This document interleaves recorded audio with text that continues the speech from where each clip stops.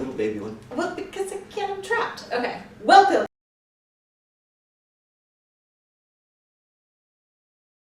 to Editing the Academy. I am Laura. I am Daryl. And we are talking about our top 20 movies of all time. This is number 17, I believe, and my number 17 is Sense and Sensibility. And which version?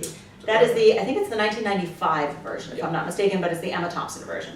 All right, Sense and Sensibility, 1995 film, directed by Ang Lee, which I did know but had forgotten, based on Jane Austen's 1811 novel. Emma Thompson wrote the screenplay. I don't know if you knew that or not. Won an Academy Award for it. She did. The only actress ever to win for writing and for acting. Yep.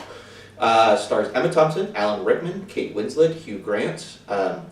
And all the supporting cast as well that I won't go into. Like it had every English actor. It really did, yeah. It had earned 7 Academy Award nominations, including Best Picture, Best Actress. Thompson received the award for Best Adapted Screenplay, becoming the only. I already said that. All right, Sense Sensibility. Sense Sensibility. Why do I love this movie?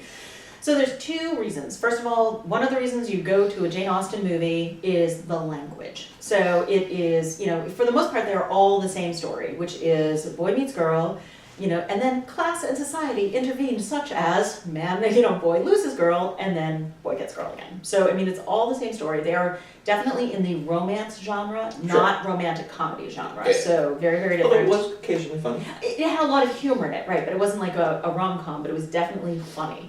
I think one of the first 2 scenes together were hilarious. So we'll get to that. But I love the language of Austen, which was updated to the language that everybody could relate to for today with Emma Thompson. So I thought the language was beautiful, and I thought the scenery was beautiful, the way it was shot, the kind of gorgeous way that Ang Lee took that on. I love the story itself. I thought it was really interesting, kind of the sense of Emma Thompson's character and the sensibility and the emotionality of Marianne, which is Kate Winslet. Again, Emma Thompson, Kate Winslet, 2 of my favorite actresses. Hugh Grant, who was in this very little for the most part, but I thought he did a terrific job. Funny, very smart dialogue. You have to pay attention to it. It's, again, one of those kind of movies of manners, which I really adore. The first 2 scenes, I thought, set up the whole story beautifully, if you didn't understand kind of what was going on. So it was like, Daddy Dashwood is a good man, loves his second family, wants them taken care of. His son is a good guy too. He's like, sure, I'll take care of my stepsisters. And then his wife is introduced, who is not such a great person. Ew. And you see how weak he is. He's a good guy, but he's very, very weak. And so, It gets talked down, like, well, I'll give him 3,000. Well, maybe 1,500. Well, I'll just give them good wishes and a smile, is pretty much, that's all they really need. It was a movie about women, about their role in society, about the limitations and their boundaries and their abilities to rise above that. So I think that both women kind of showed how they changed and rose above that. I loved, it was about sisters, and it was about Eleanor looks at her sister and is saying, Marianne, you're just too emotionally driven. You're saying things and doing things that we can't do in this society. And her sister is looking at Eleanor, she's made of stone. And so I loved that both of them needed to change in order to be happy and successful.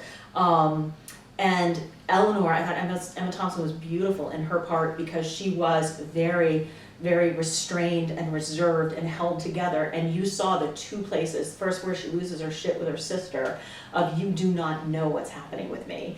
And then when she just busts out crying with Edward, which is, again, very funny and poignant and also very telling. Very telling of you don't know how boxed in this person has been until she is allowed to let it go and that her life is going to change. Hugh Laurie and all the supporting cast were hilarious. Alan Rickman, this is the first time I believe that he played a really good guy, and because again, falling off the tower and died. Oh, is that later? Die Hard's later. Yeah. No. Die Hard's early 90s, right? Late 80s? This was 95. It's got to be after Die Hard. Sure, we'll go with it. We'll go with it. So I just loved the way the story was told, and because that's what it is. It's not really about the story; it's the way the story was told, with its language and its its cinematography. And I just think that Emma Thompson's fantastic. So I'm going to tell you a true life story about the movie afterwards, but I want to hear what you thought about this movie. So It's not your bag. I understand that. as I mentioned before, this kind of story is not my thing. Mhm. And I went in being like, be open-minded. I think I've seen this one before because I went through an Emma Thompson phase Okay. after she did Remains of the Day, which she was so amazing in. I was just like, that girl's awesome. So I think I went through an Emma Thompson phase and I watched this. I had no memories of it, Okay. but I'm sure I watched it back then when I was in that phase. But I went in open mind, and I surprised myself by how much I actually was paying attention. Okay. The film does a great job of reeling you in and keeping you in. Mm-hmm. Even though I didn't care about all the high society and Of course. who's falling in love with who kind of stuff, it did enough for me to be actively engaged throughout the entire film, which I did not expect to happen. I expected to be like, okay, I'll know enough so that I can throw in a comment here and there, but I actively watched all the way through, which Nice. surprised the hell out of me. That surprised me a little bit. 'Cause again, I know it is not your genre. Yeah. But terrific. I like that. And I think you're right. I think it is the story doesn't matter. It's how they're portraying and telling the story. A point that I'm going to come to when we talk about Coda. This is an example for me of the thing that I keep harping on. Why are some movies really, really good Yes. and others, even if it's the same subject matter, aren't? The scenes that are there, each of the scenes accomplishes at least one thing, most of the time multiple things. You don't just have a scene for no reason or to get from point A to point B. Sometimes, but not often, particularly in this movie, you don't have that very often. All of the scenes accomplish multiple things at once, which is just a great selection on how to tell a story. I totally agree. So I do want to tell you a behind the scenes story, Sure. which is not why I love the movie, but it's a lovely little cherry on top. Okay. So first of all, did you know that Emma Thompson and the actor who played Willoughby are married? No. Willoughby, the guy who left Kate Winslet because he wanted to have to marry in society, and he's the guy looking longingly at the scene at the end. So Wasn't this one? This was the time period where she was married to this Brandon. is the time period that Kenneth Branagh dumped her Oh. very publicly just before this movie got started. Got it. Okay. I didn't know the exact timeline. Yeah, so it was literally just after she got dumped very publicly for how So is this where they about- met? This is where they met. Aww. And so Greg Wise is the actor's name, and he was told by somebody that you are going to meet your wife on Sense and Sensibility. And so he immediately asked out Kate Winslet.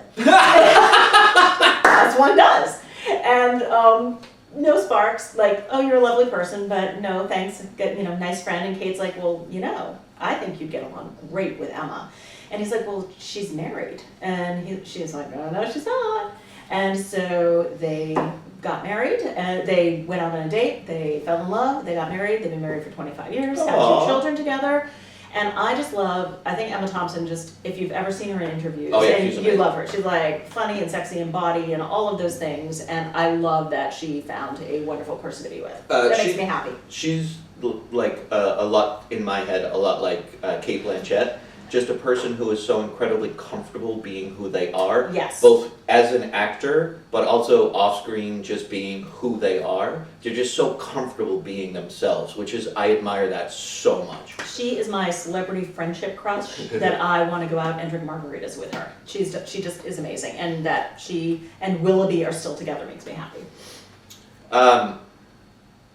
Yeah, I And that's it. don't really have a lot for you. Like I said, I was shocked at how much I actually enjoyed it because I did not expect that. If you love period pieces and romances, you will love it. And if you don't, you will like it. Or at least watch it all the way through. So there you go. So what more can you say about Sense and Sensibility? You compared Casablanca to broccoli. I did. No, Brussels sprouts. Brussels sprouts. Yep. I will compare this to you will actually watch the whole thing. Hey, Mikey, he liked it. He ate the whole thing. There you go. All right, so it's like life cereal. There we go. Anything else on this one? Not a thing. All right, see. Bye-bye. I really wanted to come up with a better metaphor. That works.